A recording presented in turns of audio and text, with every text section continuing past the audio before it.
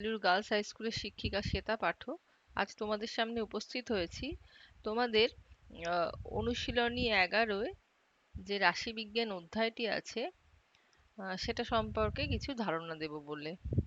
এই রাশিবিজ্ঞান তোমাদের ক্লাস 9-এ যেমন আছে তেমন 10-এও এটা থেকে অনেকগুলো মাধ্যমিকে প্রশ্ন আসে, সুতরাং এই রাশিবিজ্ঞান খুব ভালো করে শিখবে এবং আজকে যা শিখবে সেটা চেষ্টা করবে আগামী 2 বছর মনে রাখার, এবছর এবং সামনের বছর, দুটো বছর ভালো করে রাশিবিজ্ঞানটা করলে তোমাদের মাধ্যমিকে নম্বর পেতেও সুবিধা হবে। আচ্ছা, প্রথমে কতগুলো আমরা ধারণা নিয়ে নিই। সেটা হচ্ছে রাশিবিজ্ঞান কোথায় ব্যবহার হয়। ধরা যাক যে কোনো রকম সার্ভেতে রাশিবিজ্ঞান ব্যবহার করা হয়। সার্ভে থেকে কিছু তথ্য পেতে গেলে, যেমন ধরো এখন যে কোভিড-19 ভাইরাসের জন্য বিভিন্ন রাজ্যে বিভিন্ন সংখ্যক মানুষ মারা যাচ্ছে বা বিভিন্ন সংখ্যক মানুষ অসুস্থ হচ্ছে, তাহলে কত মানুষ অসুস্থ হয়েছে, কোন জায়গায়, তাদের বয়স কত, তাদের ফ্যামিলিতে কে কে আছে, এরকম যে কোনো তথ্য নিয়ে আমরা অনেক রকম অ্যানালিসিস করতে পারি।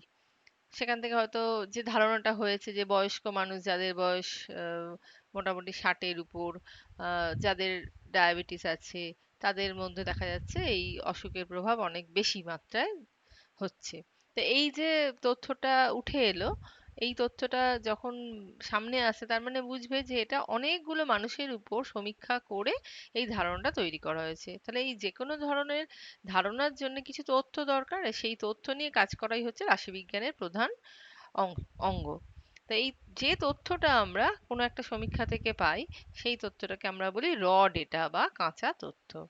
আর পরিসংখ্যা মানে কি বলি? পরিসংখ্যা হচ্ছে এই যে তথ্যটা আমি পেলাম সেই তথ্যের মধ্যে কোনো তথ্য যদি রিপিট হয়, বারে বারে আসে, যেমন ধরো দেখা যাক যে একটা অঞ্চলে 50 জন মানুষ মারা গেছে এবং তাদের বয়সটা রেকর্ড করা হলো, দেখা গেল যে 60 বয়সী বা 60-এর বেশি বয়সী লোকের সংখ্যা 15টা।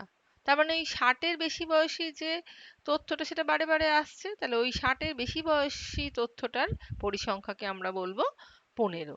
অর্থাৎ কোনো একটা তথ্য লিস্টে যে তথ্যটা বারে বারে এসছে এবং যতবার এসছে সেই সংখ্যাটাই হচ্ছে, যদি কোনো একটা তথ্য দুবার আসে তাহলে ওই তথ্যটাকে আমরা বলবো যে ওর পরিসংখ্যা হচ্ছে 2। আমি যেমন একটা উদাহরণ দিচ্ছি তোমাদের, তোমাদের বইয়ের অনুশীলনী 11.1 পেজ 161 পাতায় যাও, ওখানে দেখবে অনেকগুলো তথ্য দিয়ে তোমাদের একটা অঙ্ক করতে দিয়েছে। ওখানে 40টা পরিবারের কতগুলো করে শিশু আছে সেই তথ্যের একটা লিস্ট ওখানে দেওয়া আছে। সেখানে দেখবে যে ধরা যাক 2 বছর বয়সী আর কি, যদি আমি 40টা পরিবারের শিশু সংখ্যা, তাহলে আমরা যদি দেখি যে এই তথ্যটার মানেটা কি, এই 2 তথ্যটার মানে হলো যে দুটো করে শিশু কটা পরিবারে আছে। এইটা ওখানে যদি সংখ্যাটা তুমি বারে গোনো, গুনলে দেখবে তথ্যটা ওই লিস্টের মধ্যে 12 বার এসছে। তাহলে এই তথ্যটার পরিসংখ্যা হচ্ছে 12। অর্থাৎ ওখানে তুমি বলতে পারবে যে আহ দুটো করে শিশু আছে এমন পরিবারের সংখ্যা হচ্ছে 12। 40টার মধ্যে 12টা পরিবারে দুটো করে শিশু আছে। তাহলে এই 12 সংখ্যাটা হলো তথ্যের পরিসংখ্যা। আবার তুমি যদি দেখো এক কতবার আছে ওই তথ্যের লিস্টে, দেখা যাবে এক আছে 7 বার। তার মানে একটা করে শিশু আছে এমন পরিবারের সংখ্যা হচ্ছে 7। কারণ ওইখানে যেটা তোমায় দিয়েছে 40টা পরিবারের তথ্যগুলো দিয়েছে, এবারে সেই তথ্য থেকে আমরা অ্যানালিসিস করে দেখলাম যে এক কতবার এসছে, কতবার এসছে, এর থেকে আমরা ওই তথ্যগুলোর পরিসংখ্যাগুলো পেলাম। এবার আমরা বলছি চল বা ভেরিয়েবল কাকে বলছি না, পরিবর্তনশীল ও সংখ্যাগত লক্ষণকে চল বলে। যেমন ছাত্রের ওজন, তুমি একটা ক্লাসে যদি ছাত্রদের ওজন মাপো, তাহলে বিভিন্ন রকম ওজন বেরোবে বিভিন্ন ছাত্রের। তাহলে সেক্ষেত্রে আমরা ছাত্রের ওজন এটাকে আমরা বলছি একটা ভেরিয়েবল বা চল, যার মান আমরা, অবশ্যই সেই মানটা বারে বারে নানা রকম আসবে এবং সেটা একটা কোনো সংখ্যায় আসবে। ধরা যাক একটা পরিবারের দৈনিক খরচ কত, সেটা একটা সংখ্যায় আসবে।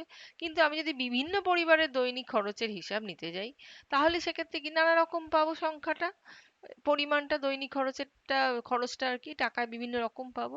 তাহলে সেক্ষেত্রে পরিবারের দৈনিক খরচকে আমরা ধরে নিচ্ছি একটা চল। ধরা যাক এই যে কোভিড-19 পেশেন্টের সংখ্যা, আমার হাওড়ায় কটা, হুগলিতে কটা, তাহলে এই সংখ্যাটা বিভিন্ন জায়গায় বিভিন্ন রকম, তাহলে রোগীর সংখ্যা অবশ্যই হলো একটা চল। এই চল আবার দু ধরনের হতে পারে, একটাকে বলি আমরা বিচ্ছিন্ন চল বা ডিসক্রিট ডেটা, আর একটা বলি অবিচ্ছিন্ন চল বা কন্টিনিউয়াস ডেটা। যেমন ধরো পরিবারের সদস্য সংখ্যা, এটা ডিসক্রিট, অর্থাৎ 1 2 3 4 আলাদা আলাদা সংখ্যা দিয়ে বলতে পারবে। কিন্তু ছাত্রের ওজন ধরো তোমার 154.5ও হতে পারে, 154.3 হতে পারে, 154.7 হতে পারে। এটা ছাত্রের ওজন না, আমি ছাত্রের উচ্চতার কথা বলছি। ছাত্রের ওজন ধরো 42 কেজি, কি কারোর হয়তো 42.2 কেজি, কারোর হয়তো 45 কেজি, কারোর হয়তো দেখা যাবে 58 কেজি, বিভিন্ন রকমের হতে পারে। এবং সেটা একটা সংখ্যার মধ্যে ঘোরাফেরা করবে না, একটা সংখ্যার রেঞ্জের মধ্যে ঘোরাফেরা করবে। তাই জন্য আমরা সেক্ষেত্রে ছাত্রের ওজনকে বলছি অবিচ্ছিন্ন চল বা কন্টিনিউয়াস ডেটা। এবার আসছে একটা শব্দ, সেটা হচ্ছে প্রসার বা রেঞ্জ। এই কথাটার মানে কি? একটা রাশিমালা দেওয়া আছে, অনেকগুলো তথ্য দেওয়া আছে, এবার সেই তথ্যগুলোর মধ্যে দেখবো সব থেকে ছোট ভ্যালু কোনটা রয়েছে আর সব থেকে বড় ভ্যালু কোনটা রয়েছে। ওই দুটো ভ্যালুর মধ্যে যে ডিফারেন্স সেটাই হচ্ছে প্রসার। ভ্যালুর মধ্যে যে ডিফারেন্স সেটাই হচ্ছে প্রসার বা রেঞ্জ। যেমন আমি যে অঙ্কটার কথা তোমাদের বললাম 11.1, 161 পাতায় যাও। এই ভিডিওটা করার আগে কিন্তু বইটা অবশ্যই নিয়ে বসতে হবে, নাহলে কিন্তু ভিডিওটা কন্টিনিউ করতে পারবে না। তাহলে এখানে ভিডিওটা পজ করে তুমি 161 পাতার একের অঙ্কটা দেখো। এখানে দেখো যে তথ্যগুলো দেওয়া আছে তার মধ্যে সব থেকে বড় ভ্যালু হচ্ছে 6 আর সব থেকে ছোট ভ্যালু হচ্ছে 0। তাহলে এই সর্বোচ্চ মান এবং সর্বনিম্ন মানের যে ডিফারেন্স, এটাকে আমরা বলছি প্রসার বা রেঞ্জ। তাহলে এক্ষেত্রে প্রসার বা রেঞ্জ হচ্ছে 6।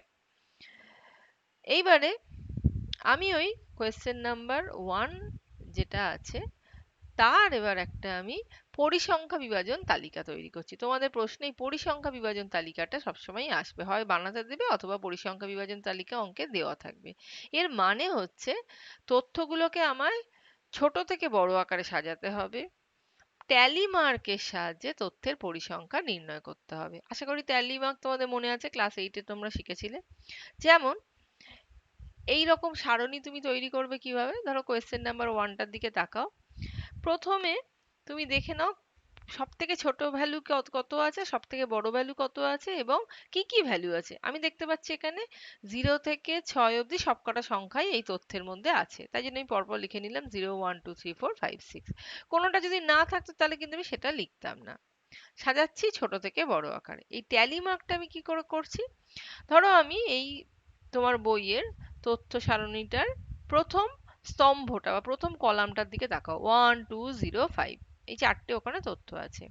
তাহলে আমি কি করব, যেই প্রথমে পড়লাম 1, তাহলে 1 এর জন্যে যে ট্যালি মার্কের ঘর সেখানে একটা দাগ দিলাম। তারপরের তথ্যটা আছে 2, আমি লম্বালম্বি দেখছি, প্রথম কলাম লম্বালম্বি আসছি 2, 2 এর জন্য আমি একটা ট্যালি মার্ক দিলাম। তারপরেরটাই আছে 0, তাহলে 0 এর ঘরে একটা ট্যালি মার্ক দিলাম। আর নেক্সট আছে 5, তাহলে 5 এর ঘরে একটা ট্যালি মার্ক দিলাম। এবার চলে গেলাম আমি দ্বিতীয় কলামে। দ্বিতীয় কলামে কি আছে দেখো, 2 3 0 1, এটা কোথায় আছে, বইয়ে আছে, বই দেখো সেখানে দেখতে পাবে। দ্বিতীয় কলামটা হচ্ছে 2 3 0 1, তাহলে 2 যেই আরেকবার পেলাম, তাহলে 2 আমি এর আগে একটা দাগ দিয়ে পেয়েছিলাম, এবার আরেকটা দাগ তার পাশে দিয়ে দিলাম, 2 নম্বর দাগ। তারপরে 3 আছে, তাহলে 3 এর ঘরে একটা নতুন দাগ দিলাম। তারপরে আছে 0 আর 1, 0 আমি এর আগে একটা পেয়েছিলাম, এখন আর একটা দাগ দিয়ে দিলাম, তাহলে দুটো। আর পেয়েছি 1, আগে একটা পেয়েছিলাম, তার পাশে আরেকটা দাগ দিলাম, দুটো। এইবারে পরের স্তম্ভটা কত, 6 4 1 2, 6 আমি এই প্রথম পেলাম, তাহলে 6 এর জন্য একটা দাগ। প্রত্যেকটা সংখ্যা পাবো তার সে যে ঘরে বসে আছে তার ঘরে একটা করে দাগ বাড়াবো। তাহলে 4 আমি একবারও পাইনি, এই প্রথম পেলাম, তাহলে 4 এর জন্য একটা দাগ। তারপরে পেয়েছে 1 আর 2, 1 আমি এর আগে পেয়েছি, তাহলে 1 এর জন্য দুটো দাগ ছিল, এখন আবার একটা দাগ দাও, 3 নম্বর দাগ। আর 2, 2 ও তাই, 2 আমাদের এখানে দুটো দাগ অলরেডি দেওয়া ছিল, তাহলে আর একটা দাগ দিলাম, তাহলে মোট হলো 3টে দাগ। এইভাবে প্রত্যেকটা স্তম্ভ ধরে তোমায় কিন্তু একটা করে দাগ বাড়াতে হবে। আর যেই ধরো 4, তুমি যদি আহ 3 নম্বর কলামে যাও, দেখো ওখানেও একটা 4 আছে। চতুর্থ কলামে যাও, ওখানেও 4 আছে। আবার যদি তুমি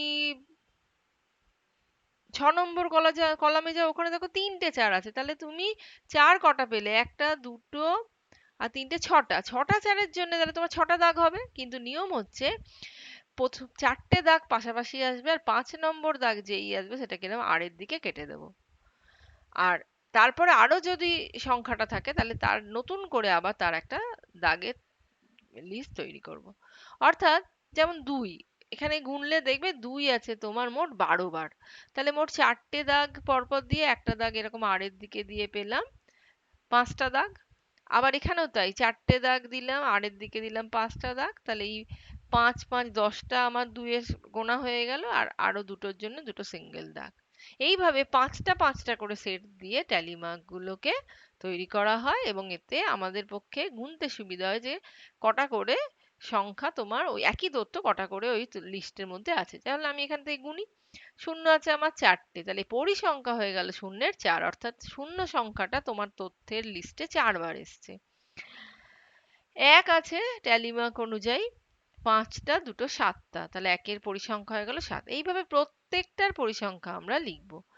আর প্রথম যখনই এরম ট্যালি মার্কের সাহায্যে পরিসংখ্যা করবে সবসময় মোট পরিসংখ্যাটা গুনবে। মোট পরিসংখ্যা কত? আমাদের এখানে যোগ করে হয়েছে মোটটা ৪০। দেখো তোমায় ৪০টা তথ্যই দিয়েছিল, তাহলে যতগুলো তথ্য দেবে সেটা নিশ্চয়ই কোনো না কোনো সারণীর মধ্যে সেই সংখ্যাটাকে আমি এনলিস্ট করব। তাহলে এটা মাথায় রাখবে, ট্যালি মার্কের সাহায্যে যখনই মোট পরিসংখ্যাটা বার করব, মোট পরিসংখ্যা আগে বার করে নেবো, তাহলে বুঝবো আমার এখানে কোনো ভুল হয়েছে কিনা। ধরো এখানে যোগ করে যদি ৩৯ হতো, তাহলে বুঝতে একটা তথ্যকে তুমি কোথাও নাওনি। তাহলে এইটা কিন্তু এই পরিসংখ্যা মোট যোগ করলে যতগুলো মোট তথ্য আছে তার সঙ্গে মিলে যাওয়ার কথা। মোট তথ্য তোমাদের অঙ্কে ৪০টা দিয়েছে, এখানেও তাহলে ৪০টাই বেরোলো, অর্থাৎ আমার কাজ ঠিক আছে। তাহলে এই যেভাবে আমরা তালিকাটা তৈরি করলাম এটাকে বলছি অবিন্যস্ত পরিসংখ্যা বিভাজন তালিকা, ঠিক আছে, বা আনগ্রুপড পরিসংখ্যা বিভাজন তালিকা।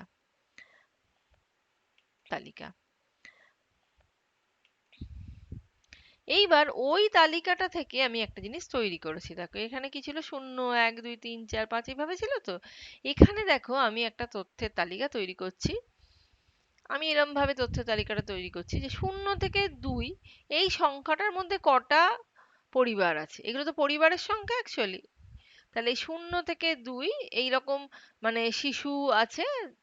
০ মানে কোনো শিশু নেই, ১ জন মানে একটা শিশু আছে, ২ জন মানে দুটো শিশু আছে, এরকম কটা পরিবার আছে। তাহলে ০ থেকে ২ আমি এইভাবে একসঙ্গে লিখে নিলাম।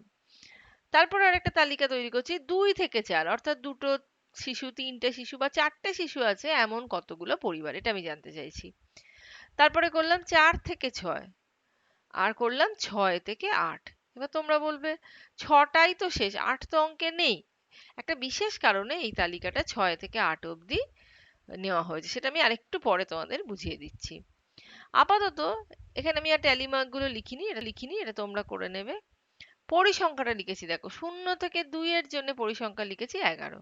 তা এবার দেখা যাক আগের লিস্টে ০ এসছে কটা, ৪টে পরিবারে, মানে কোনো বাচ্চা নেই, শিশু নেই। একটা শিশু আছে ৭টা পরিবারে, তাহলে ৭ আর ৪ ১১ হলো। আর দুটো শিশু আছে ১২টা পরিবারে, তাহলে এইটাও তো এর সঙ্গে জোড়া উচিত ছিল এই ০ থেকে ২ লিস্টে, কিন্তু না, আমি তো জুড়িনি। আমি কত জুড়েছি? আমি জুড়েছি ৪ আর ৭, তাহলে ২টা গেল কোথায়? আসলে এই যে তথ্য আমরা যে শ্রেণী তৈরি করছি, এই শ্রেণী তৈরি করার এই পদ্ধতিটাকে বলা হয় শ্রেণী বহির্ভুক্ত পদ্ধতি, যেখানে এই যে শ্রেণীর একটা শুরুর মান একটা শেষের মান, শুরুর মানটাকে বলা হয় শ্রেণীর নিম্ন সীমা, আর শেষের মানটাকে বলা হয় শ্রেণীর ঊর্ধ্ব সীমা। এই শ্রেণীর ক্ষেত্রে এইটা হচ্ছে শ্রেণীর নিম্ন সীমা, আর এটা হচ্ছে শ্রেণীর ঊর্ধ্ব সীমা। এটা শ্রেণীর নিম্ন সীমা, এটা শ্রেণীর ঊর্ধ্ব সীমা। এটাও শ্রেণীর নিম্ন সীমা, এটা শ্রেণীর ঊর্ধ্ব সীমা। শ্রেণী বহির্ভুক্ত পদ্ধতিতে শ্রেণীর যেটা ঊর্ধ্ব সীমা সেই সংখ্যাটা ওই শ্রেণীতে আছে বলে ধরা হবে না। ওই সংখ্যাটাকে কোথায় ধরা হচ্ছে? যেখানে ওটা যে শ্রেণীতে ও শ্রেণীর নিম্ন সীমা। অর্থাৎ ০ থেকে ২ এই কথাটার মানে হলো এখানে নেওয়া তথ্যগুলো হবে ০ আর ১, ২কে আমি এখানে নেব না।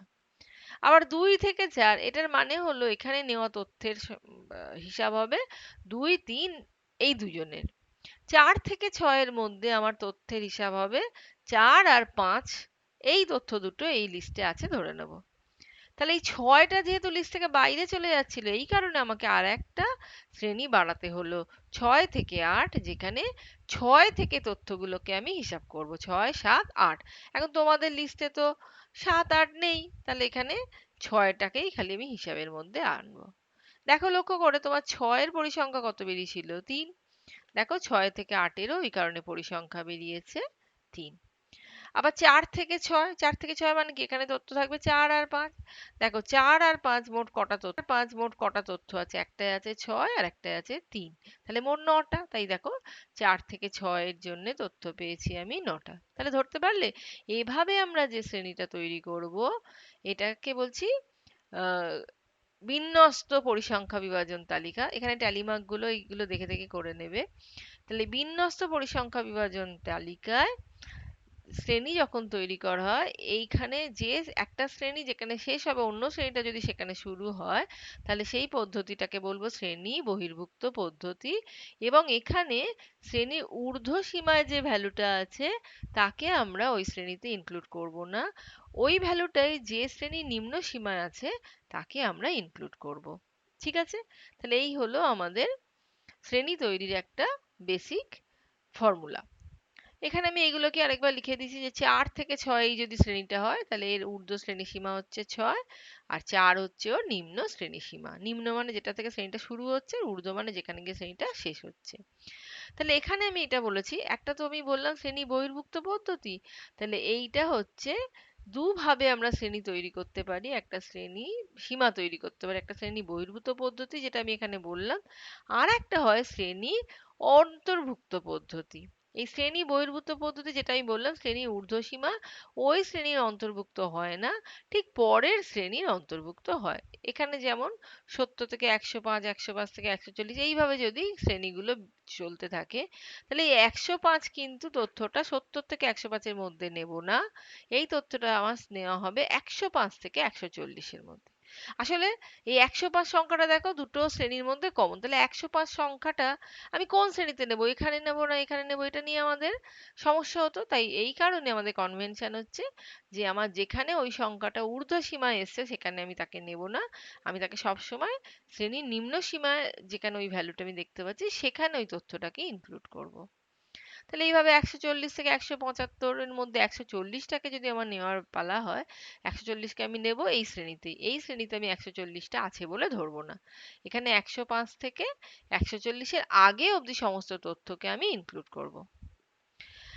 শ্রেণী অন্তর্ভুক্ত পদ্ধতিতে কিন্তু যেখানে শ্রেণী শুরু হবে পরের শ্রেণীটা তার থেকে একটু পরে শুরু হবে। সেটা 1 পরে হতে পারে, 2 পরে হতে পারে। যেমন আমি এটা নিয়েছি শ্রেণীটা 70 থেকে 104, পরেরটা নিলাম 105 থেকে 139, তারপরটা নিলাম 140 থেকে 174। তাহলে এখানে যখন আমি ওই পরিসংখ্যা তৈরি করব আমার ওই সমস্যাটা হবেই না। 105 দেখো একটা শ্রেণীতেই পড়ছে। তাহলে 105 এর তথ্য নেওয়ার সময় আমি এই শ্রেণীতেই তাকে ইনক্লুড করব, এখানে নেওয়ার কোনো প্রশ্নই নেই। আরেকটা কথা কি বললাম, এই যে গ্যাপটা দুটো শ্রেণীর মধ্যে একটা গ্যাপ তৈরি হচ্ছে তো 104 থেকে 105, তাহলে এই গ্যাপটা কিন্তু আমি যেমন এখানে এক এক গ্যাপে তৈরি করেছি, এটা চাইলে 2 বা 3 গ্যাপেও তৈরি হতে পারতো। অর্থাৎ আমি এরকম তো শ্রেণীটা পেতেই পারতাম বা নিতেই পারতাম নিজে থেকে যদি নেওয়ার সুযোগ থাকে। 70 থেকে 104, পরটা নিলাম ধরো 106 থেকে, আর ওখানে নিয়ে নিলাম আমি 140, তারপরটা নিয়ে নিলাম 142 থেকে। এইভাবে আমি যদি শ্রেণীগুলোকে কন্টিনিউ করি সেটাও কিন্তু আমাদের হতে পারে। ঠিক আছে? আচ্ছা এখানে দেখো আমি তোমাদের 151 পাতায় বইতে যে উদাহরণ এক করা আছে, অর্থাৎ 151 পাতায় দেখো তোমাদের 50টা পরিবারের খাদ্যের জন্য কতটা দৈনিক খরচ হচ্ছে তার একটা হিসাব দিয়ে দিয়েছে, একটা তথ্য লিস্ট দিয়ে দিয়েছে। এবার তার থেকে বলেছে তোমাদের ট্যালি মার্ক দিয়ে কাঁচা তথ্যগুলো পরিসংখ্যা বিভাজন তালিকা তৈরি করো। বলে ছক ওয়ানে ওরা এরকম অবিন্যস্তভাবে তথ্যগুলোকে সাজিয়েছে ছোট থেকে বড় আকারে, 75, 90, 110 এইভাবে ট্যালি মার্ক করেছে, পরিসংখ্যার ছক তৈরি করেছে। আর এর পরে 152 পাতায় একটা ছক তৈরি করেছে যেখানে বলেছে যে তথ্যগুলোকে শ্রেণীতে সাজাও এবং শ্রেণী সংখ্যাটা ওরা বলে দিয়েছে 6টা শ্রেণীতে ভাগ করো। এই 6টা শ্রেণীতে ভাগ করো বললে আমাকে তাহলে বুঝতে হবে যে তথ্যগুলো আমি কিভাবে সাজাবো। তোমার মিনিমাম তথ্য হচ্ছে 75 আর ম্যাক্সিমাম তথ্য হচ্ছে তোমাদের 275। তাহলে শ্রেণী মানে কি এত থেকে এত এইরকম ভাবে আমাকে করতে হবে। এবার 6টা ভাগে ভাগ করতে বলেছে।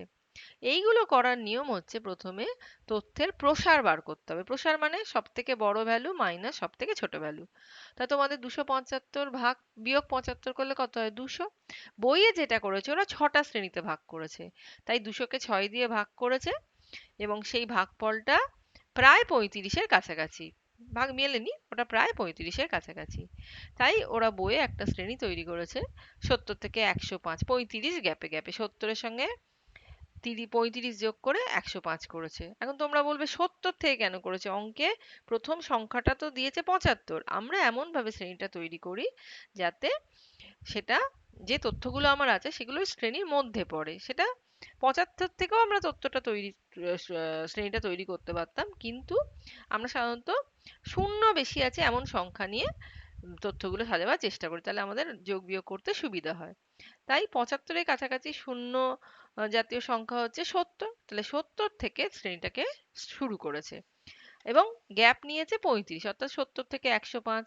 পরেরটা তৈরি করেছে 105 থেকে 140, এইভাবে ওরা করেছে।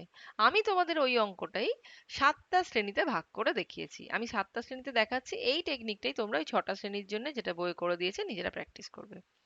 আমি কি করেছি, প্রসারটা প্রথম বার করলাম একইভাবে। আমি 7টা শ্রেণীতে ভাগ করতে চাইছি, 7 দিয়ে ভাগ করছি, এটা প্রায় 28-এর কাছাকাছি।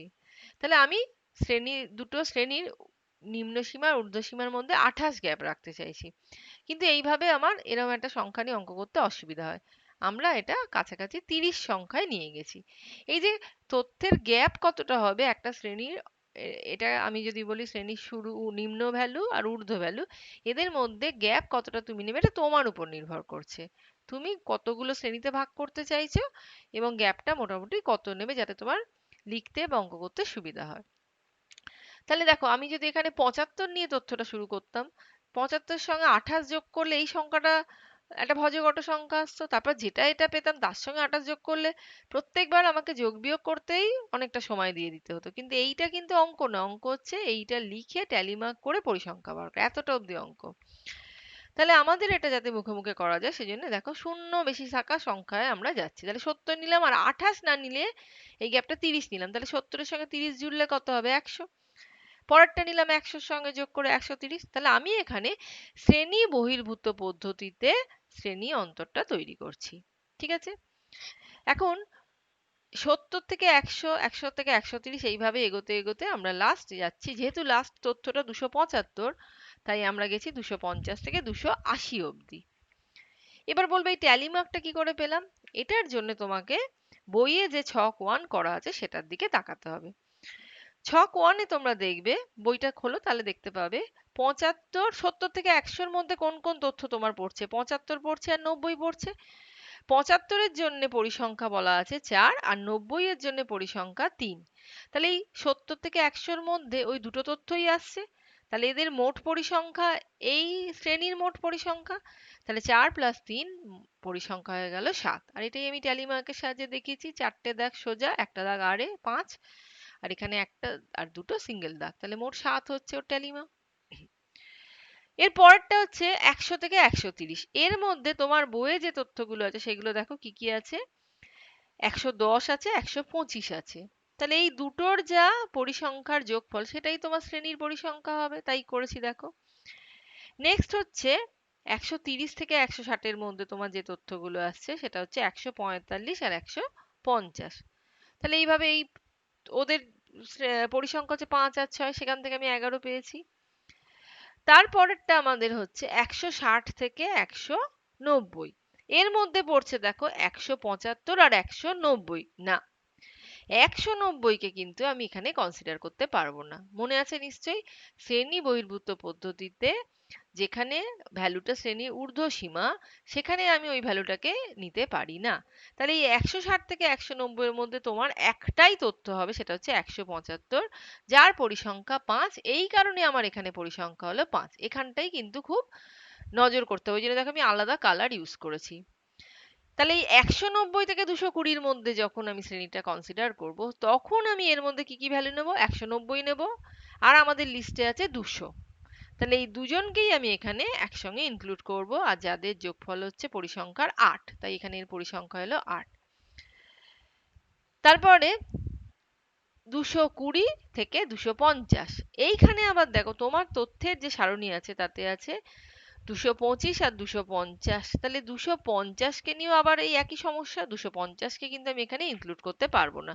এখানে এই শ্রেণীতে তাহলে একটাই তথ্য আসবে, সেটা হচ্ছে 225। তাই আমি এখানে 225 এর যা পরিসংখ্যা সেটাই শ্রেণীর পরিসংখ্যা লিখেছি।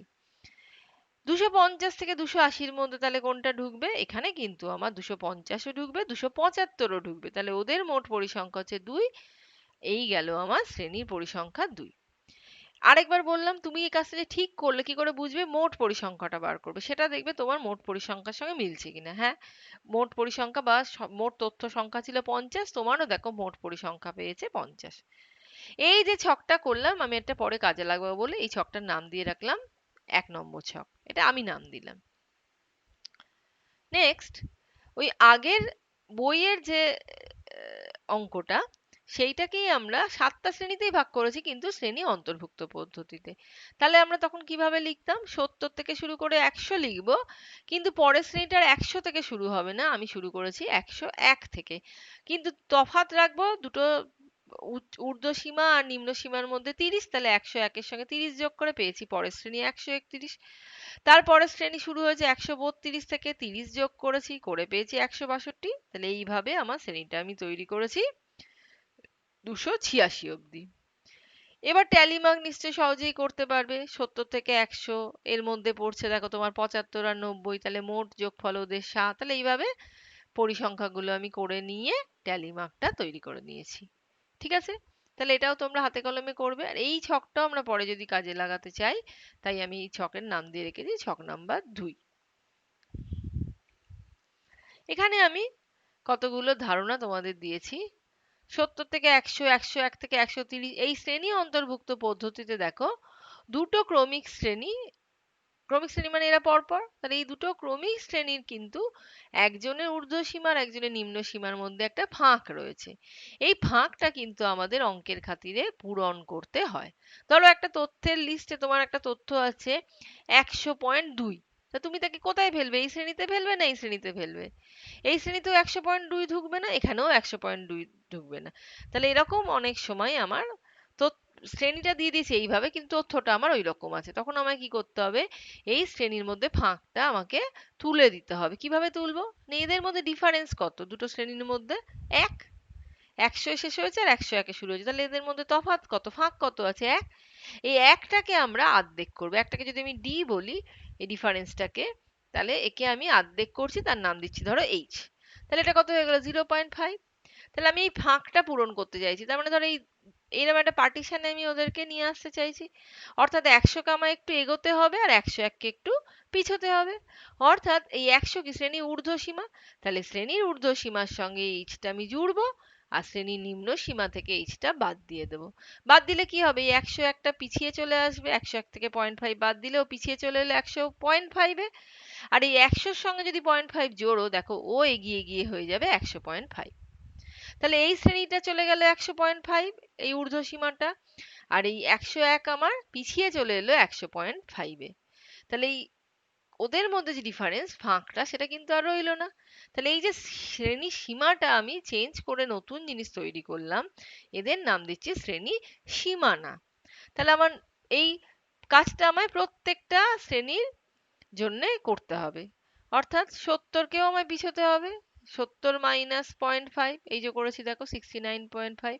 আর এটার নাম কি দিচ্ছি? শ্রেণী সীমানা। আগে কি ছিল? ওটা শ্রেণী সীমা, এখন হয়ে গেল শ্রেণী সীমানা। তাহলে এটা নিম্ন শ্রেণী সীমানা। কিভাবে পেলাম? নিম্ন সীমাকে এইচ পিছিয়ে, তাহলে নিম্ন সীমা মাইনাস এইচ। এইচ কি করে পেলাম? ওদের মধ্যে যে ডিফারেন্স তাকে 2 দিয়ে ভাগ করে। আর ঊর্ধ্ব শ্রেণী সীমানাটা কি করে পাচ্ছি? ঊর্ধ্ব সীমার সঙ্গে প্লাস এইচ করে। তাহলে 100 বেড়ে হলো 100.5, 130 বেড়ে হবে 130.5, 101 কমে হবে, এই 101টা কমে হবে 100.5, এই 70টা কমে হবে 69.5। তাহলে এইভাবে আমার শ্রেণীগুলোর মধ্যে ফাঁকটা, এই যে দেখো 69.5 থেকে 100.5 নতুন শ্রেণী, 100.5 থেকে 130.5, তাহলে শ্রেণীর মধ্যে আর কোনো গ্যাপ রইলো না। তাহলে এই নতুন শ্রেণীকে বলছি শ্রেণী সীমানায় রয়েছে। এরা এরা হচ্ছে শ্রেণী সীমায় রয়েছে, এরা শ্রেণী সীমানায় রয়েছে। এটা নিম্ন শ্রেণী সীমানা, এটা ঊর্ধ্ব শ্রেণী সীমানা। কিন্তু যদি ধরো অঙ্কটা তোমার শ্রেণী বহির্ভূত পদ্ধতিতে থাকে, অর্থাৎ 60 থেকে 90, 90 থেকে 120, এখানে দেখো কোনো ফাঁক নেই। তাহলে যদি ফাঁক না থাকে, এদের ক্ষেত্রে শ্রেণীর সীমাও যা, শ্রেণীর সীমানাও তাই। সেজন্য আমি লিখেছি 60টা আমার, যেমন আগে আমি বলছিলাম নিম্ন শ্রেণীর সীমা, এটারই নাম আবার নিম্ন শ্রেণীর সীমানা। একইভাবে 90টা আমার এক্ষেত্রে ঊর্ধ্ব শ্রেণীর সীমা, আবার এরই নাম ঊর্ধ্ব শ্রেণীর সীমানা। তাহলে যখন শ্রেণী বহির্ভূত পদ্ধতিতে তথ্যগুলো থাকবে, সাজানো থাকবে, তখন শ্রেণীর নিম্ন সীমাও যা, শ্রেণীর নিম্ন সীমানাও তাই। শ্রেণীর ঊর্ধ্ব সীমাও যা, শ্রেণীর ঊর্ধ্ব সীমানাও তাই। এখানে আমরা ডিফাইন করেছি শ্রেণী দৈর্ঘ্য। শ্রেণী দৈর্ঘ্য কি করে বার করব? সবসময় শ্রেণী দৈর্ঘ্য বার করব ঊর্ধ্ব শ্রেণীর সীমানা থেকে নিম্ন শ্রেণী সীমানা বিয়োগ করে। অর্থাৎ এই 70 থেকে 100 যদি হয়, তাহলে শ্রেণী দৈর্ঘ্য হচ্ছে 100 বিয়োগ 70। একটু আগে যেমন করলাম, ধরো এই যে 69.5 থেকে 100.5, এটাও বিয়োগ করো। বিয়োগ করে তোমার শ্রেণীর সীমানা পাচ্ছ, দেখো বিয়োগ করে 31। ঠিক আছে? তাহলে এইরকম শ্রেণী সীমানা না, শ্রেণী দৈর্ঘ্য। ঊর্ধ্ব সীমানা হচ্ছে 100.5, তার থেকে যদি বিয়োগ করো 69.5, দেখো শ্রেণী দৈর্ঘ্য বেরোচ্ছে 31। তাহলে এইভাবে শ্রেণী দৈর্ঘ্য নির্ণয় করব ঊর্ধ্ব শ্রেণী সীমানা থেকে নিম্ন শ্রেণী সীমানা। ধরো কোনো অঙ্ক তোমার শ্রেণী অন্তর্ভুক্ত পদ্ধতিতে রয়েছে, ধরো এই যে এরকম অঙ্কটা দেওয়া আছে, শ্রেণী অন্তর্ভুক্ত পদ্ধতি। এবার বলো শ্রেণী দৈর্ঘ্য নির্ণয় করো, এখান থেকে বিয়োগ করে কিন্তু শ্রেণী দৈর্ঘ্য বার করবে না। এটার জন্য তোমায় কি করতে হবে? একে আগে শ্রেণী সীমানায় নিয়ে যেতে হবে, নিয়ে গিয়ে এরপর তুমি ঊর্ধ্ব শ্রেণী সীমানা থেকে নিম্ন শ্রেণী সীমানা বিয়োগ করে শ্রেণী দৈর্ঘ্য নির্ণয় করবে। এবার শেখাচ্ছি তোমাদের শ্রেণীর মধ্যমান। শ্রেণীর মধ্যমান কি করে পাবো? ঊর্ধ্ব শ্রেণী সীমানা আর নিম্ন শ্রেণী সীমানা যোগ করে 2 দিয়ে ভাগ করো, তাহলেই পাবে শ্রেণীর মধ্যমান। শ্রেণীর সীমা দিয়েও করতে পারো। নেক্সট আসছে পরিসংখ্যা ঘনত্ব। পরিসংখ্যা ঘনত্ব কি করে বার করবে? যে কোনো একটা শ্রেণীর পরিসংখ্যা ঘনত্ব বেরোবে ওই শ্রেণীর পরিসংখ্যাকে যদি তুমি শ্রেণী দৈর্ঘ্য দিয়ে ভাগ করো। এখানে দেখো আমি একটা শ্রেণীর মধ্যমান বার করেছি। কোনটা? ধরো এই যে শ্রেণীটা দেওয়া আছে 70 থেকে 100, তাহলে এর মধ্যমান কি করে বেরোবে? এই 70 আর 100 যোগ করবে, 2 দিয়ে ভাগ করবে, তাহলে 170/2 মানে 85। আর এখানে কি উদাহরণ দিয়েছি? এই উদাহরণ 2 হচ্ছে তোমাদের, যেটা আমি শেখাচ্ছিলাম, এই যে এখানে উদাহরণ 2। তাহলে এখানে আমি যদি এই শ্রেণীটার ধরো বার করছি পরিসংখ্যা ঘনত্ব, তাহলে এর পরিসংখ্যা কত? 7, আর শ্রেণী দৈর্ঘ্য দেখো 30, তাহলে 7/30 হচ্ছে ওর পরিসংখ্যা ঘনত্ব। আরেকটা এখানে আমরা কনসেপ্ট দেখিয়েছি আপেক্ষিক পরিসংখ্যা। এটা কাকে বলছে? না, যে শ্রেণীর আপেক্ষিক পরিসংখ্যা বার করব সেই শ্রেণীর পরিসংখ্যা আর ওই পুরো সমস্যাটার মোট পরিসংখ্যার ভাগফলটাই হচ্ছে আপেক্ষিক পরিসংখ্যা। যেমন দেখো এই যে অঙ্কটা নিয়েছিলাম আমরা উদাহরণ 2, এর মোট পরিসংখ্যা কত? 50, তাহলে 70 থেকে 100 এর আপেক্ষিক পরিসংখ্যা হচ্ছে 7/50। আমি দেখো এখানে তাই করেছি, 7/50। নেক্সট, কোন শ্রেণীর যদি পরিসংখ্যার শতকরা হার বার করি, কি করব? এই যে একটু আগে আমি আপেক্ষিক পরিসংখ্যা বার করেছি, এটা ইনটু 100 করলে যা দাঁড়াবে সেটাই তোমার ওই শ্রেণীর পরিসংখ্যা শতকরা হার। এই যে উক্ত শ্রেণীর পরিসংখ্যা বা মোট পরিসংখ্যা, এটাই আপেক্ষিক পরিসংখ্যা, তাকে যদি 100 দিয়ে গুণ করো যা দাঁড়াবে, এই যে সংখ্যাটা পেলাম 50 দিয়ে 100 কাটাকুটি, এইটাই হচ্ছে তোমার ওই শ্রেণীর পরিসংখ্যা শতকরা হার। এখানে তোমাদের বইয়ে দেখো একটা অঙ্ক আমি এখানে আলোচনা করে দিয়েছি যাতে তোমাদের এই ধারণাগুলো পরিষ্কার হয়। সেটা হচ্ছে কোয়েশ্চেন নাম্বার 9 এর সি আর হচ্ছে 9 এর ডি। কি দিয়েছে অঙ্ক দুটো একবার বই দিকে তাকাও। বইয়ে হচ্ছে তোমাদের এটা 162 পাতায়, যাও 162 পাতায় কোয়েশ্চেন নাম্বার 9 এর সি কি দিয়েছে দেখো। একটা ওখানে শ্রেণী দিয়ে দিয়েছে, যেখানে শ্রেণী সীমা বলে এগুলো দিয়েছে 70 থেকে 74, 75 থেকে 79 এইভাবে দিয়ে দিয়েছে, এই লিস্টটা দিয়ে দিয়েছে। আর ওর পরিসংখ্যা দেওয়া আছে দেখো 3, 4, 5, 8। অঙ্কটা কি বলেছে? উপরের পরিসংখ্যা বিভাজন তালিকার প্রথম শ্রেণীর পরিসংখ্যা ঘনত্ব কত তা লেখো। তাহলে আমরা একটু আগে পরিসংখ্যা ঘনত্ব বার করার কি ফর্মুলা দেখলাম? ওই শ্রেণীর পরিসংখ্যা বাই শ্রেণীর দৈর্ঘ্য। তাহলে এই শ্রেণী দৈর্ঘ্য বার করতে হবে প্রথম শ্রেণীর। ওর পরিসংখ্যা তো 3, কিন্তু শ্রেণী দৈর্ঘ্যটা বার করতে গিয়ে আমি দেখছি যে এরা শ্রেণী অন্তর্ভুক্ত পদ্ধতিতে দেওয়া আছে। তাহলে এই শ্রেণী সীমা দিয়ে আমার অঙ্ক করা যাবে না, শ্রেণী দৈর্ঘ্য বার করতে গেলে শ্রেণী সীমানায় যেতে হবে। তাহলে আমি ওই জন্য আগে শ্রেণী সীমানা বার করেছি। কি করে বার করব, কি বলেছিলাম, ঊর্ধ্ব শ্রেণী সীমা আর নিম্ন শ্রেণী সীমা পরপর দুটো শ্রেণীর মধ্যে গ্যাপটা দেখতে হবে। গ্যাপটা কত, এটা 75 আর এটা 74, তাহলে আমি যদি বলি এইচ, ওর গ্যাপটা কত হচ্ছে 1, তাহলে আমি ডি বলছি h/2 কে, আমি এভাবেই নাম দিচ্ছি। তাহলে আমার কত বেরোচ্ছে 0.5। তাহলে এই 70 থেকে আমায় কি করতে হবে, 0.5 বিয়োগ দিতে হবে, অর্থাৎ নিম্ন শ্রেণী থেকে আমাকে বিয়োগ করতে হবে আর ঊর্ধ্ব শ্রেণীর সঙ্গে ওটা যোগ করতে হবে। তাহলে 70 বিয়োগ 0.5 69.5 আর 74 যোগ 0.5 74.5। তাহলে এই হয়ে গেল আমার এখানকার শ্রেণী সীমানা। একইভাবে প্রত্যেকটা শ্রেণী সীমানা আমি চেঞ্জ করে নিয়েছি। তারপরে আমায় পরিসংখ্যা ঘনত্ব বার করতে গেলে আমায় কি করতে হবে, ওই শ্রেণী আমায় বলেছে প্রথম শ্রেণী, তাহলে শুধু এইটার করলেই হবে। 3 হচ্ছে ওর পরিসংখ্যা বাই শ্রেণী দৈর্ঘ্য। শ্রেণী দৈর্ঘ্য কি করে বেরোবে, এই শ্রেণীর নিম্ন শ্রেণী সীমানা ঊর্ধ্ব শ্রেণী সীমানা বিয়োগ নিম্ন শ্রেণী সীমানা। তাহলে 74.5 বিয়োগ 69.5 করলে দেখো পাচ্ছ 5। তাই আমি ভাগ করেছি 3/5 সমান 0.6। এখানে এই মোট পরিসংখ্যাটা বার করেছিলাম, দেখো সেটা বেরিয়েছে 20। কারণ ডি এর অঙ্কটায় কি দিয়েছে, ওই একই প্রশ্নের শেষ শ্রেণীর আপেক্ষিক পরিসংখ্যা নির্ণয় করো। তাহলে শেষ শ্রেণী কোনটা, এটা, এর আপেক্ষিক পরিসংখ্যা বার করতে দিয়েছে। আপেক্ষিক পরিসংখ্যার ফর্মুলা কি দেখো, উক্ত শ্রেণীর পরিসংখ্যা বাই মোট পরিসংখ্যা। তাহলে এই শ্রেণী পরিসংখ্যা কত 8 আর মোট পরিসংখ্যা কত বেরিয়েছে 20, তাহলে 8/20 মানে 0.4 হচ্ছে তোমাদের উত্তর। তাহলে বুঝতে পারছো, অঙ্ক দিলেই আগে লক্ষ্য করবে সেটা শ্রেণী সীমায় আছে না শ্রেণী সীমানায় আছে। যদি এটা শ্রেণী বহির্ভূত পদ্ধতিতে হয় তাহলে কিন্তু শ্রেণী সীমাও যা শ্রেণী সীমানাও তাই, কারণ সেখানে কোনো গ্যাপ নেই, গ্যাপ না থাকলে আর গ্যাপ পূরণের প্রশ্ন নেই। কিন্তু যদি শ্রেণী অন্তর্ভুক্ত পদ্ধতি হয় তাহলে যেটা দেওয়া থাকবে সেটা হচ্ছে শ্রেণী সীমা, তোমায় শ্রেণী সীমানায় এভাবে নিয়ে যেতে হবে। এইখানে দেখো আমি কি করেছি, তোমাদের যে উদাহরণ 2 আমার স্লাইডের পেজ নাম্বার 7-এ আমি করেছিলাম, তার আমি এই সব কটা জিনিস বার করে দেখিয়েছি।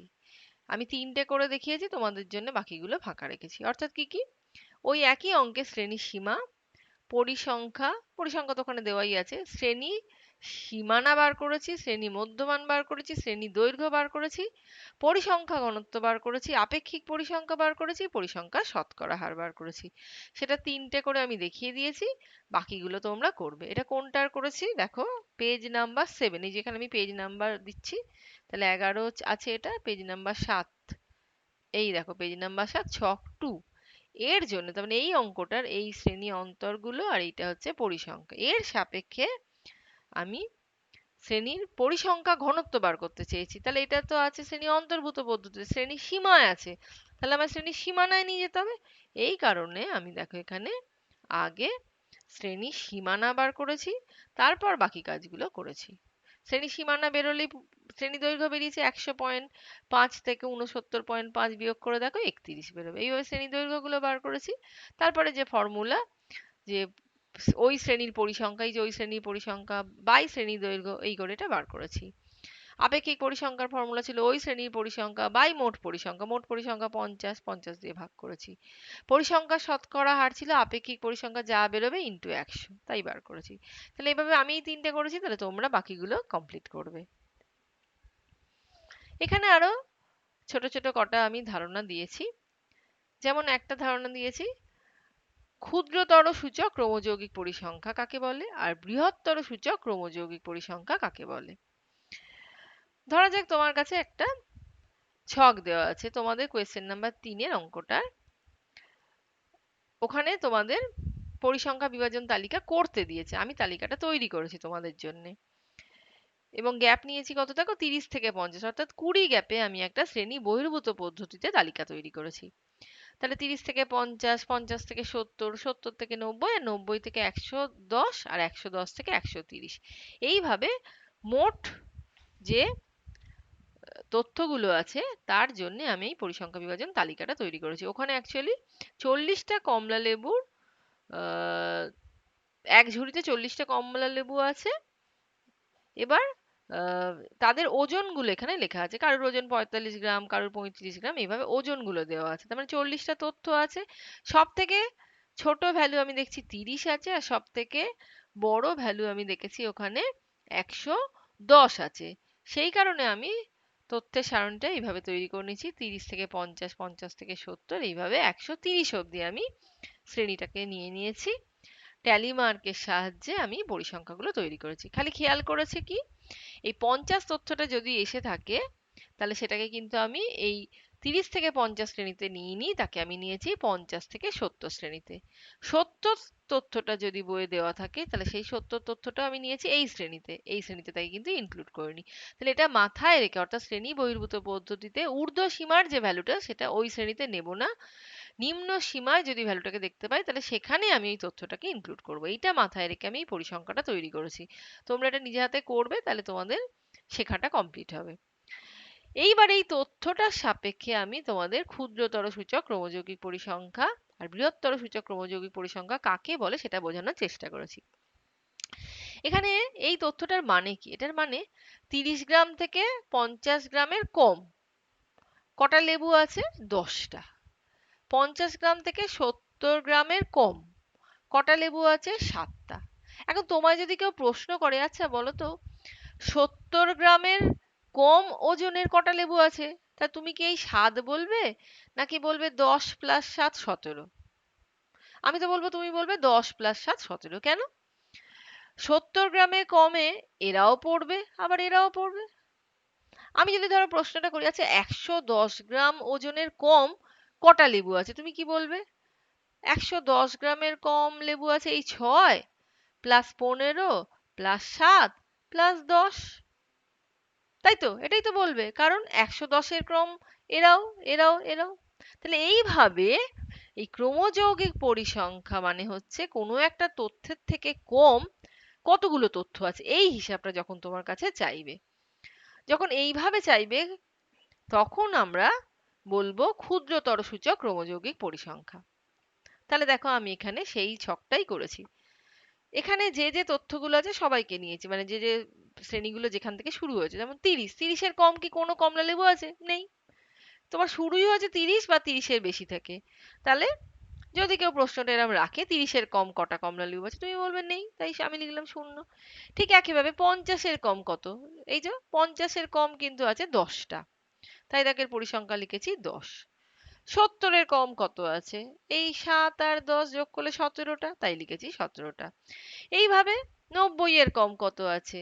15, 7, 10 যোগ করে যা পেয়েছি 32টা। 110-এর কম কত আছে? দেখো, এতটা অবধি পেয়েছি 32, তার সঙ্গে 6টা জুড়েছি, তাহলে 38টা। আর 130-এর কম কটা আছে? 38 প্লাস 2, এই সব কটাই, তাই তো? 130-এর কম তাই সবাই। তাহলে মোট 40টা লেবুই হচ্ছে 130-এর কম ওজনের আছে। তাহলে এইভাবে যেখানে আমরা কোনো একটা ভ্যালুর থেকে কম, সাধারণভাবে কি করা হয়, এই শ্রেণীর ঊর্ধ্ব সীমাগুলো ধরে ধরে তার কম এই প্রশ্নটা করে যে পরিসংখ্যা বিভাজন তালিকা তৈরি হয়, সেটাকেই বলি আমরা ক্ষুদ্রতর সূচক ক্রমযৌগিক পরিসংখ্যা। যেমন ধরো এই একটা অঙ্ক, তোমাদের উদাহরণ 7, কোয়েশ্চেন নাম্বার 5। কোয়েশ্চেন নাম্বার 5-এ এই তালিকাটা তোমাদের দেওয়া আছে, 10 থেকে 20, তার পরিসংখ্যা 80, এইভাবে সব দেওয়া আছে। এবার আমি যদি এখানে ক্ষুদ্রতর সূচক ক্রমযৌগিক পরিসংখ্যা তৈরি করতে চাই, কি করে প্রশ্নটা করব? 20-র এখানে বয়স দেওয়া আছে, যে ছাত্র ছাত্রী, একটা রোগীর সংখ্যা, অঙ্কটা হচ্ছে বয়স দেওয়া আছে, আর এটা পরিসংখ্যা লিখেছি আমি, এটা হচ্ছে রোগীর সংখ্যা।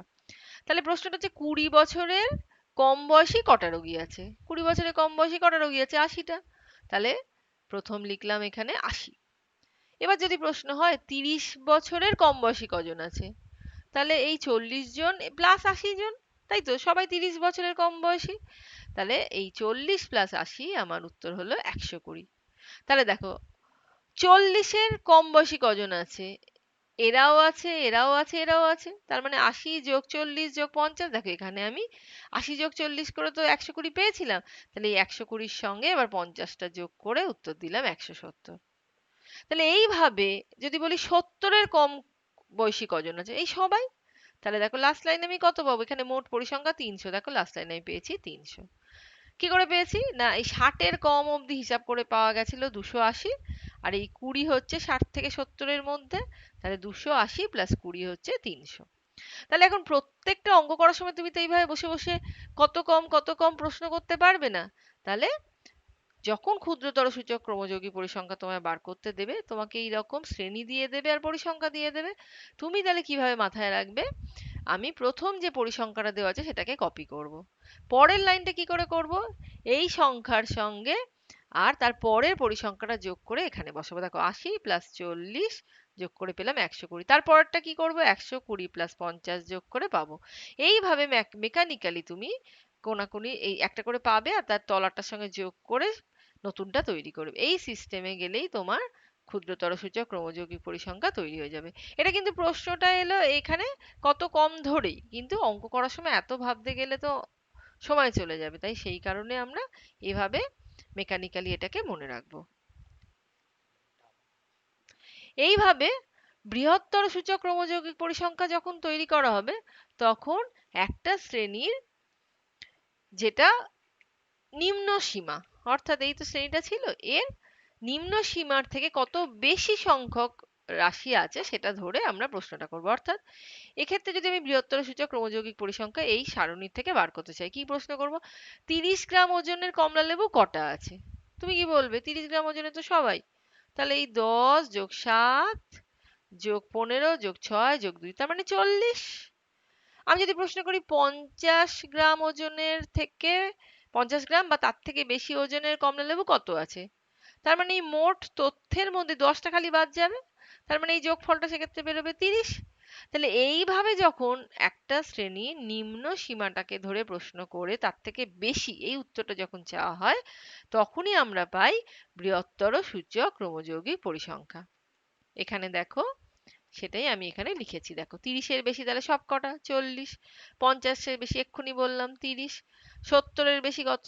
নিজেরা দেখো ওখানে 15 যোগ 6 যোগ 2 যোগ করলে পাবে 23। এইভাবে 90-এর বেশি, 110-এর বেশি, আর 130 তো ছিল একদম শেষের তথ্য, এর বেশি তো কেউ নেই, তাই জন্য 130-এর বেশির উত্তর হলো 0।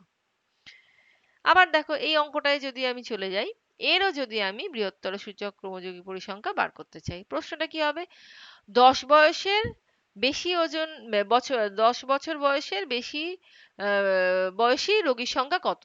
সবাই। 10 বছরের বেশি তো সবাই, তাহলে সেটা কত? 300। তাই দেখো এর প্রথম শুরুই হলো 300 থেকে।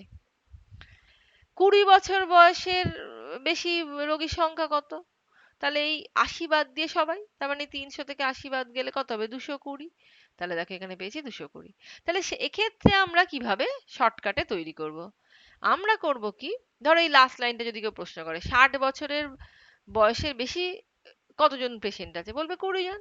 তাহলে আমরা শুরু করব যখন বৃহত্তর সূচক ক্রমযৌগিক পরিসংখ্যা হবে নিচের লাইন থেকে, অর্থাৎ প্রথমে এই সংখ্যাটা আমি প্রথম পরিসংখ্যাটা কপি করে দেবো, তারপরে কোনাকুনি যোগ করতে করতে উঠবো, অর্থাৎ 20 প্লাস 40 হবে 60, 60 প্লাস 70 হবে 130, 130 প্লাস 50 হবে 180, 180 প্লাস 40 হবে 220, আর 220 প্লাস 80 হবে 300। তাহলে মোট পরিসংখ্যাটা এর পাবো একদম মাথায়। আর বৃহত্তর সূচকের ক্ষেত্রে তলার পরিসংখ্যাটা কপি করব আর কোনাকুনি যোগ করতে করতে উঠবো। ক্ষুদ্রতর সূচকে কিন্তু উল্টো কথা, অর্থাৎ প্রথমটা কপি করব আর কোনাকুনি যোগ করতে করতে নামবো, এখানে নিচে গিয়ে মোট পরিসংখ্যাটা পাবো। আর ক্ষুদ্রতর সূচকের ক্ষেত্রে প্রশ্নটা হচ্ছে কোন দিক থেকে? ঊর্ধ্ব সীমাগুলোর সাপেক্ষে। ওই জন্য দেখো আমি গোল লাল গোল দিয়েছি এবং এখানে গোল রেখেছি মানে তোমাদের মনে রাখার সুবিধার জন্য, এগুলো পরীক্ষার খাতায় কিন্তু করতে হবে না। আর বৃহত্তর সূচকের ক্ষেত্রে প্রশ্নটা হবে এই বক্স গুলো ধরে, সেই জন্য আমি দেখো নীল বক্সটা এখানে তোমাদের বোঝার সুবিধার জন্য লিখে রেখেছি। এটা কিন্তু তোমাদের জন্য, এইগুলো কিন্তু চিহ্নগুলো তোমাদের দেওয়ার দরকার নেই, এখানেও গোল বক্স করার দরকার নেই, এটা জাস্ট বোঝার জন্য। তাহলে মনে থাকবে তো বৃহত্তর সূচক ক্রমযৌগিক পরিসংখ্যা কিভাবে নির্ণয় করতে হয় আর ক্ষুদ্রতর সূচক ক্রমযৌগিক পরিসংখ্যা কিভাবে নির্ণয় করতে হয়। অঙ্ক করতে গেলে কিছু যদি না বলে, শুধু বলে ক্রমযৌগিক পরিসংখ্যা নির্ণয় করো, তাহলে আমরা সাধারণত ক্ষুদ্রতর সূচকটাই করি, কারণ এটা সুবিধা হয়। প্রথমে 80টা লিখে নিলাম, কোনাকুনি গুণ করে করে নামলাম, এটা অঙ্ক করতে সুবিধা হয়। আর যদি কিছু না বলে, যদি শুধু বলেই দেয় বৃহত্তর সূচক নির্ণয় করো, তখন কিছু উপায় নেই, বৃহত্তর সূচক করতেই হবে। এইগুলো সাধারণত মাধ্যমিকে যে ক্লাস 10-এর যে অঙ্কগুলো আছে সেখানে খুব বেশি মাত্রায় এগুলো কাজে লাগে। তখন আমরা ক্ষুদ্রতর সূচকটাই ব্যবহার করি, কারণ ওখানে শুধুই ক্রমযৌগিক পরিসংখ্যান নির্ণয় করতে হয়, টেকনিক বলে দেয় না। তাহলে যে কোনো প্রশ্নে যদি বৃহত্তর সূচক চায় তখন এটা করব, যদি বলে ক্ষুদ্রতর সূচক তখন এটা করব, আর যদি বলে দুটোই করো তখন একই সঙ্গে এরকম ভাবে দুটোই করে দেবো। যেমন তোমাদের বইয়ে কিন্তু কোয়েশ্চেন নাম্বার 5-এ বৃহত্তর সূচকটা শুধু চেয়েছে, আমি তোমাদের বোঝাবো বলে একই অঙ্কের বৃহত্তর সূচক এবং ক্ষুদ্রতর সূচক দুটোই করে দিয়েছি। বইয়ের যে কোয়েশ্চেন নাম্বার 6 আছে সেটা এখানে করেছি। কোয়েশ্চেন নাম্বার 6-এ দেখো, এই অঙ্কটা একটু অন্যরকম। এখানে তোমাদের শ্রেণী বলে যেটা লেখা আছে বইয়ে, বইটা দেখো আগে 161 পাতায়, 10-এর কম বলে তার ছাত্রছাত্রীর সংখ্যা দেওয়া আছে 17, 20-র কম বলে ছাত্রছাত্রীর সংখ্যা দেওয়া আছে 22, এইভাবে একটা ছক দেওয়া আছে। আর উপরে লিখেছে অঙ্কটা, নিচের ক্রমযৌগিক পরিসংখ্যা বিভাজন ছকটি দেখে একটা পরিসংখ্যা বিভাজন ছক তৈরি করো। পরিসংখ্যা বিভাজন ছক মানে যেখানে শ্রেণী থাকবে, শ্রেণী বা শ্রেণী অন্তর যাই বলি, আর তার সঙ্গে পরিসংখ্যা থাকবে। এখানে দেখো বইয়ে কিন্তু সেটা শ্রেণীগুলো দেওয়া নেই, 10-এর কম 20-র কম এরম ভাবে দেওয়া আছে। তাহলে আমরা প্রথমে একটা শ্রেণী তৈরি করে নিয়েছি। কিরকম? 0 থেকে 10, তাহলে 0 থেকে 10 অবশ্যই 10-এর কম। 20-র কমটাকে আমরা লিখছি 10 থেকে 20, 20 থেকে 30, এইভাবে আমরা শ্রেণীটা তৈরি করেছি। আর তার মানে আমায় কিন্তু দেওয়া আছে এই 10-এর কম 20-র কম করে। এই 10 কি? 10 হচ্ছে উচ্চ শ্রেণীসীমা। আমি আগেই বলেছি, এই যে এখানে যখন দেখালাম এই অঙ্কটা কোয়েশ্চেন নাম্বার 7-এ, ক্ষুদ্রতর সূচক ক্রমযৌগিক পরিসংখ্যা তৈরি হয় উচ্চ শ্রেণীসীমাটাকে প্রশ্ন করে। তাহলে এইখানেও দেখো 10-এর কম মানে এই উচ্চ শ্রেণীসীমাকে প্রশ্ন করে এই সূচক, এই ক্রমযৌগিক পরিসংখ্যাটা দেওয়া আছে, তার মানে এটা অবশ্যই ক্ষুদ্রতর সূচক ক্রমযৌগিক পরিসংখ্যা। আর আমাদের তৈরি করতে হবে পরিসংখ্যাটা। তাহলে অর্থাৎ এখানে যেমন আমাদের পরিসংখ্যা দেওয়া ছিল, ক্ষুদ্রতর সূচকটা তৈরি করতে হয়েছিল, এখানে উল্টো কাজটা।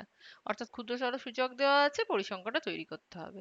এটা একবার লক্ষ্য করো, ক্ষুদ্রতর সূচক যদি দেওয়া থাকতো, ধরো এটা তোমার দেওয়া আছে, এটা তোমায় তৈরি করতে হবে, তাহলে ক্ষুদ্রতর সূচকের ক্ষেত্রে দেওয়া থাকলে পরিসংখ্যা প্রথমটা একই থাকে।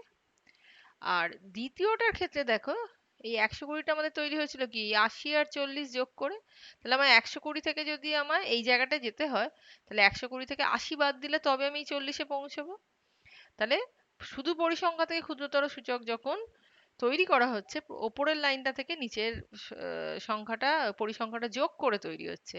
আর ক্ষুদ্রতর সূচক দেওয়া থাকলে এমনি পরিসংখ্যা তৈরি করলে আমাকে নিচের লাইন থেকে ওপরের লাইন বিয়োগ করে তাহলে পরিসংখ্যা টেবিলটা তৈরি হবে। তাহলে দেখো এইখানে 120 ছিল, 120 থেকে 80 বাদ দিয়ে এই 40টা তৈরি হচ্ছে। প্রথম 80টা কিন্তু কপি করবে, তারপরে 120 থেকে ওপরে 80টা বাদ দিয়ে এখানে লিখবে, 170 থেকে 120 বাদ দিয়ে এই 50টা লিখবে। অর্থাৎ যেভাবে আমি তৈরি করছি তার ঠিক রিভার্স প্রসেসে ওটাকে এপাশেরটাকে তৈরি করতে হবে। 240 কিভাবে তৈরি হয়েছিল? 170 প্লাস 70 করে। তাহলে আমার যদি 240 দেওয়া থাকে, 170 দেওয়া থাকে, 70টা বিয়োগ করলে তবেই আসবে। ঠিক একইভাবে 280 থেকে 240 বাদ দিলে 40 পাবো, 300 থেকে 280 বাদ দিলে 20 পাবো। তাহলে নিজে ক্ষুদ্রতর সূচক থেকে পরিসংখ্যাটা তৈরি করে নেবে, তারপর নিজেই একবার মিলিয়ে নেবে যে ওইখান থেকে তুমি ক্ষুদ্রতর সূচকটা তৈরি করতে পারছো কিনা, একই জিনিস পাচ্ছ কিনা। অর্থাৎ যখন তোমার এটা তৈরি হয়ে গেল তখন তুমি দেখবে এটা থেকে এখানে যাওয়ার নিয়ম কি ছিল, 80 থাকলে 80 কপি করবো, তারপরে 80 প্লাস 40 এখানে লিখবে 120, তারপরে এই 120 আর 50 যোগ করে 170 পাবো। কেন পাচ্ছি পুরো লজিক আমরা আগেই বুঝেছি। তাহলে দেখো এখানেও আমি সে কাজটাই করেছি। তাহলে এইটা আমার দেওয়া আছে ক্ষুদ্রতর সূচক ক্রমযৌগিক পরিসংখ্যা। আমি কি বললাম, পরিসংখ্যা টেবিল তৈরি করতে গেলে প্রথমটাকে কপি করব, আর কি করব, নিচেরটা থেকে ওপরেরটা বিয়োগ করবো। যেন অ্যারোটা আমি এইভাবে দেখিয়েছি, প্রথমটা কপি করবো এদিকে অ্যারো, আর নিচটার থেকে ওপরেরটা বাদ দিলে এইটা তৈরি হবে। তাহলে 22 বিয়োগ 17 5 তৈরি হলো, 29 বিয়োগ 22 7 তৈরি হলো। কিভাবে হচ্ছে সেটা আমি লিখে দেখিয়ে দিয়েছি। 60 বিয়োগ 50 কত দিল? 10। তাহলে এইভাবে আমার পরিসংখ্যা টেবিলটা তৈরি হলো। এটাই কিন্তু এখানে চেয়েছে। ঠিক আছে। কোয়েশ্চেন নাম্বার 7 যেটা তোমাদের করতে দিয়েছে উদাহরণ 9, ওখানে ঠিক উল্টোটা দেখো। ওখানে কি দেওয়া আছে, 60-এর বেশি, 50-এর বেশি, 40-এর বেশি, এরকম। আমি বারবার বলেছি যে বেশি, এই প্রশ্নটা থেকে যখনই উত্তর পাবে, এই অঙ্কটায় দেখো, এই যে 10-এর বেশি কতজন রোগী ছিল, তখন আমার কি হয়েছিল, 10-এর বেশি সবাই, তাইলে মোটটা হচ্ছে আমার উত্তর ছিল 300। তাহলে এটা কি ক্রমযৌগিক পরিসংখ্যা? এটা বৃহত্তর সূচক ক্রমযৌগিক পরিসংখ্যা। তাহলে যখন নিম্ন শ্রেণীসীমা থেকে কত বেশি এই প্রশ্নটা করে উত্তর পাওয়া যাবে, তখনই আমার তৈরি হবে বৃহত্তর সূচক ক্রমযৌগিক পরিসংখ্যা।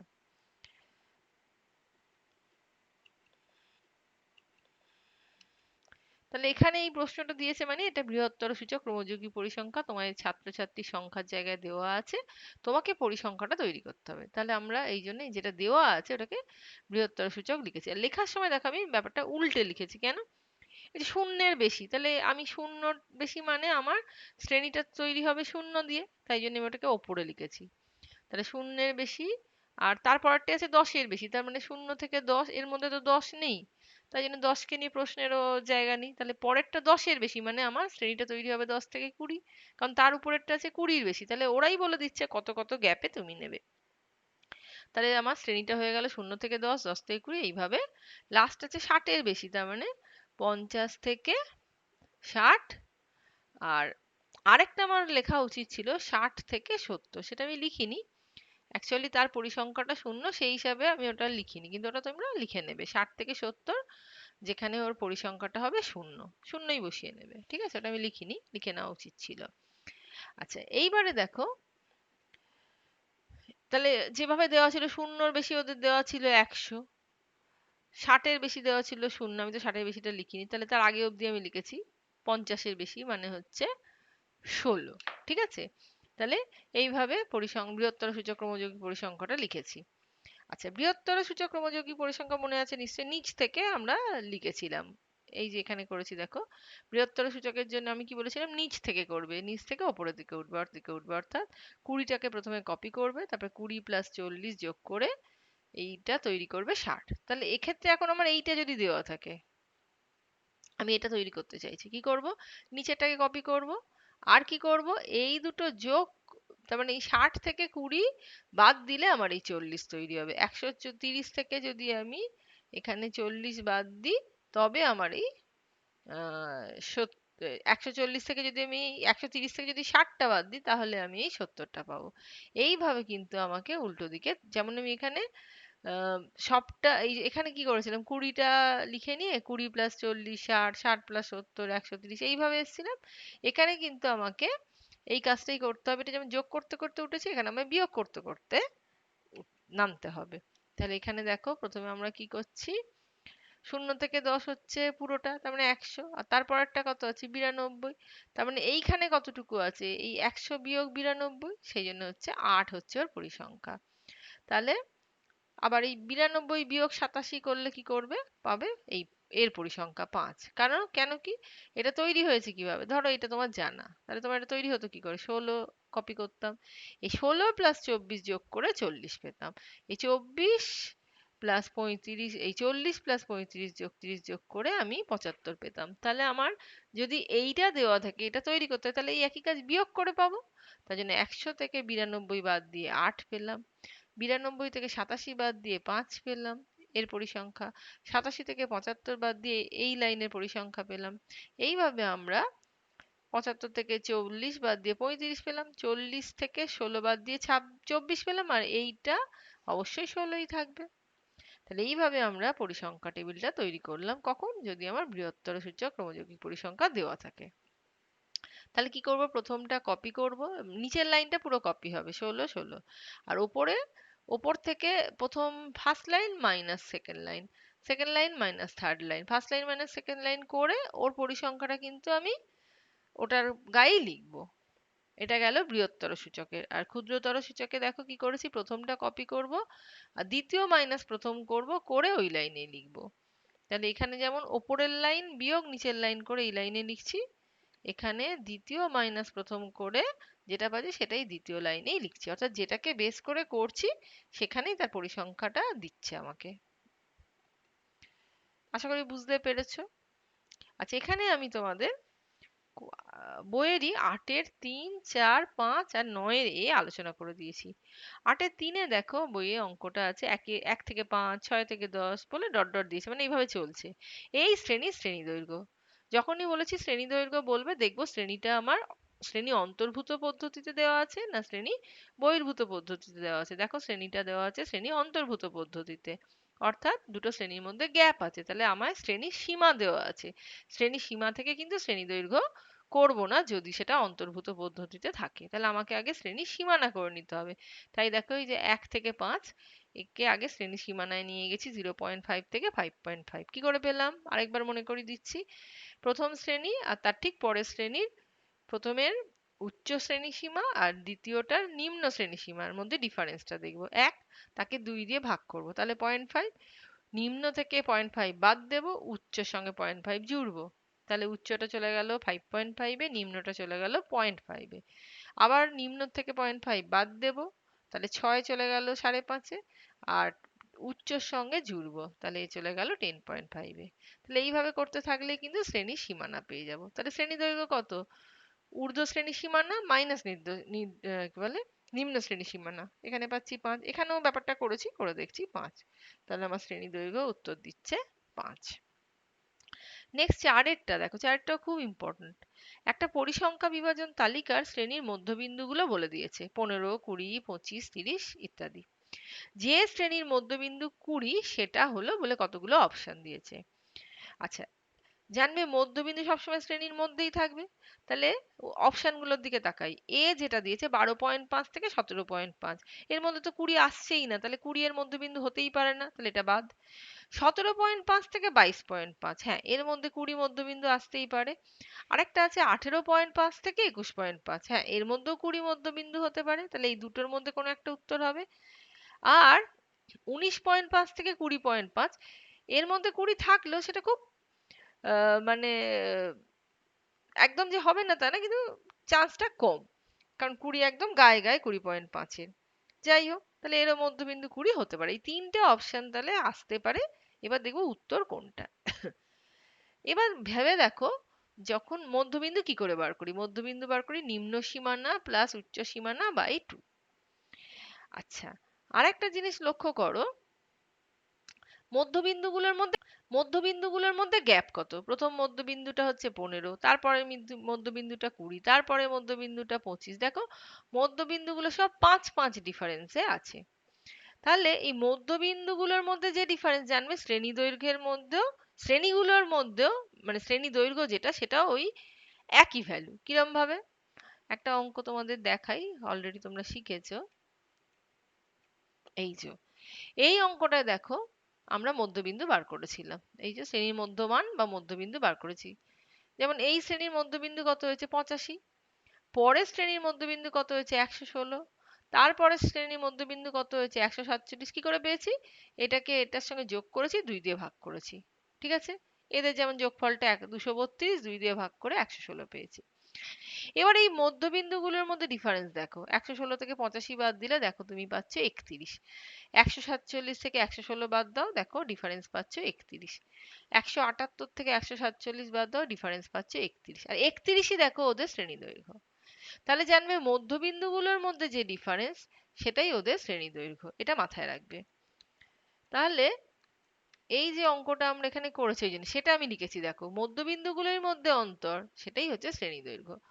তাহলে এখানে শ্রেণী দৈর্ঘ্য তো জানি না, আমি মধ্যবিন্দুগুলোর মধ্যে অন্তরগুলো বার করতে পারি। প্রথমটা 15, তারপরটা 20, তাহলে অন্তর হচ্ছে 5। পরেরটা 20, তারপরটা 25, অন্তর হচ্ছে 5। এইভাবে আমি 25, 30 অন্তর বার করতে পারি 5। তাহলে শ্রেণী দৈর্ঘ্য আমার ক্ষেত্রে অ্যাকচুয়ালি 5। শ্রেণী কিন্তু আমি জানি না। এবার বলছে শ্রেণী দৈর্ঘ্য কি করে বার করি? শ্রেণী দৈর্ঘ্য বার করি উচ্চ শ্রেণী সীমানা মাইনাস নিম্ন শ্রেণী সীমানা।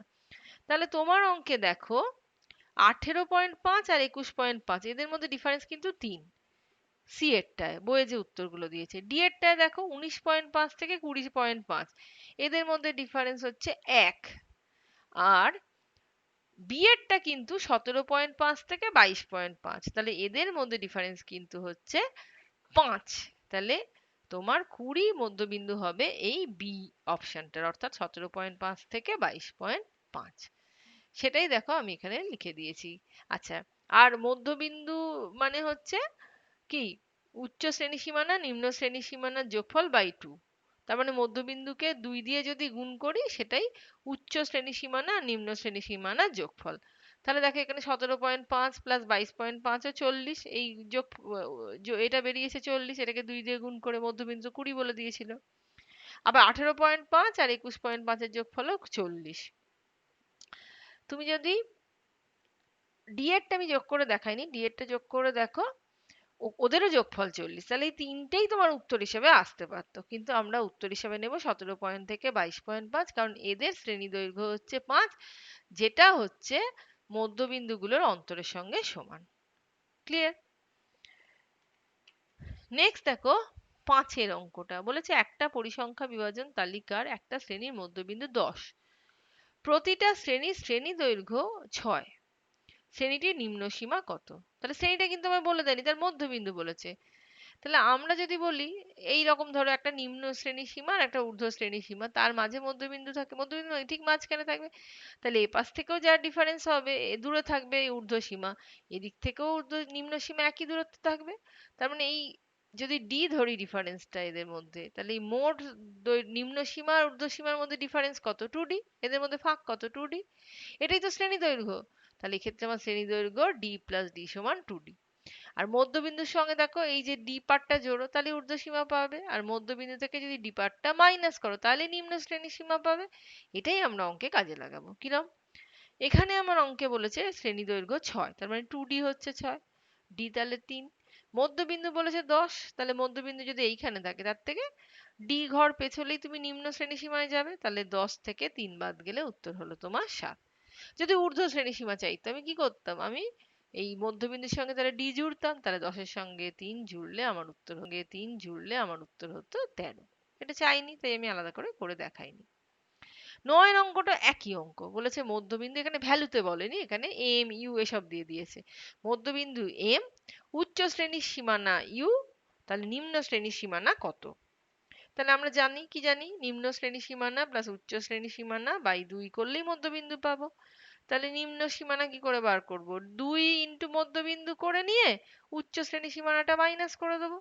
তাহলে আমাদের এখানে মধ্যবিন্দু বলে দিয়েছে এম, তাহলে 2m, আর উচ্চ শ্রেণী সীমানা বলে দিয়েছে ইউ, তাহলে 2m মাইনাস ইউ, তাহলে নিম্ন শ্রেণী সীমানা তোমার এখানে বেরিয়ে গেল 2m মাইনাস ইউ। এটাই তোমাদের অঙ্কে জানতে চেয়েছে। Best of luck. আমি প্রায় অনেকগুলো ভালো ভালো অঙ্ক তোমাদের আলোচনা করে দিয়েছি, আশা করি তোমরা এবার বাকি অঙ্কগুলো কমপ্লিট করতে পারবে।